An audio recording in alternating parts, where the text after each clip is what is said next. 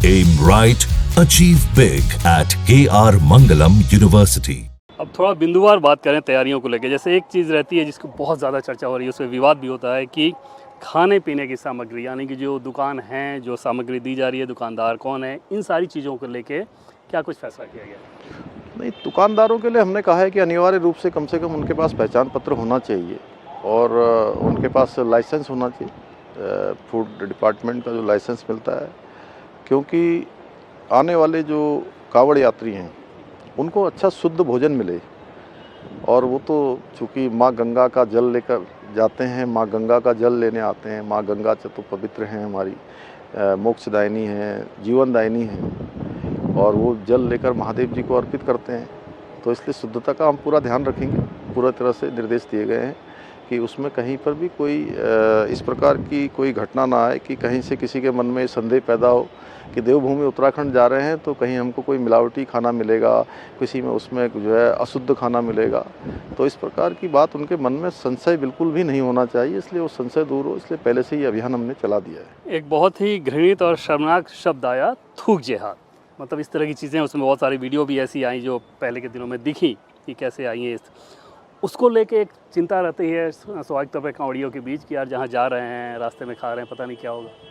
नहीं, थूक जिहाद हो, लब जिहाद हो, लैंड जिहाद हो, देवभूमि उत्तराखंड में वो किसी भी कीमत पर बर्दाश्त नहीं किया जाएगा। और यहाँ के लोग किसी प्रकार के जिहाद को स्वीकार करने वाले नहीं हैं। और देवभूमि क्या, देखिए, देवभूमि के लोगों के साथ साथ पूरे देश के लोग, पूरे सनातन के लोग, देवभूमि का जो मूल स्वरूप है, अगर वो देवभूमि में नहीं बना रहेगा तो कहाँ बना रहेगा। इसलिए ये सब व्यवस्थित करना, इसको सुनिश्चित करना, ये हमारा कर्तव्य है और हम संकल्पबद्ध होकर इस कर्तव्य को आगे बढ़ा रहे हैं। उत्तराखंड में जो दुकानदार होंगे, क्या उनको अपनी आइडेंटिटी भी डिस्प्ले करनी होगी? हमने कहा है कि देखिए, अपनी पहचान पत्र बताने में क्या दिक्कत है, बता दें, अपना लगा दें अपना, जिससे कि जो है कि लोगों के मन में कोई संशय न रहे। और फूड लाइसेंस होना जरूरी है, तो फूड लाइसेंस में कोई दिक्कत नहीं। जिस प्रकार से जो मानक है उन मानकों को पूरा करेंगे तभी फूड लाइसेंस मिलेगा। मतलब सीधे सीधे पूछें कि किस धर्म के, अगर वो मुस्लिम हैं तो अपनी आइडेंटिटी बताएं कि मुस्लिम दुकानदार हैं। देखिए, कोई धर्म की बात नहीं है, अगर आइडेंटिटी बता देंगे तो सभी प्रकार के लोगों के लिए। यहाँ पर कोई इस प्रकार का भी नहीं है हमारे राज्य में कि किसी को किसी आधार पर, किसी पंथ धर्म के आधार पर भेद किया जा रहा हो, किसी को टारगेट किया जा रहा हो। यहाँ तो सब बहुत आराम से रहते हैं लोग आपस में, कोई ऐसी बात नहीं है। लेकिन फिर भी चूँकि कांवड़ यात्रा एक हमारी बहुत धार्मिक यात्रा है, आस्था श्रद्धा का ये हमारा एक तरह से पर्व है और बड़ा पर्व है, जिसमें 4, 4.5, 5 करोड़ लोग जो है भाग लेते हैं। तो शुद्धता का और स्वच्छता का विशेष ध्यान रखने के लिए ये सब किया जा रहा है। एक चीज़ कहा जाता है कि जो कांवड़ यात्रा है उस पर मटन यानी कि चिकन मटन इन सब की बिक्री ना हो, इसका भी ध्यान रखा जाएगा उस रूट पे? हाँ, बिल्कुल, हमने कहा है कि जिससे कांवड़ियों के मन मस्तिष्क पर कोई भी ऐसा विचार नहीं आना चाहिए, उसका प्रशासन जो है पूरी तरह से प्रबंध करेगा। असदुद्दीन ओवैसी हैं सांसद, अभी हाल के दिनों बहुत सुर्खियाँ भी बटोरे जब विदेश में डेलीगेशन के एक सदस्य के तौर पे गए थे, लेकिन उनको इस पे बहुत ऐतराज़ है।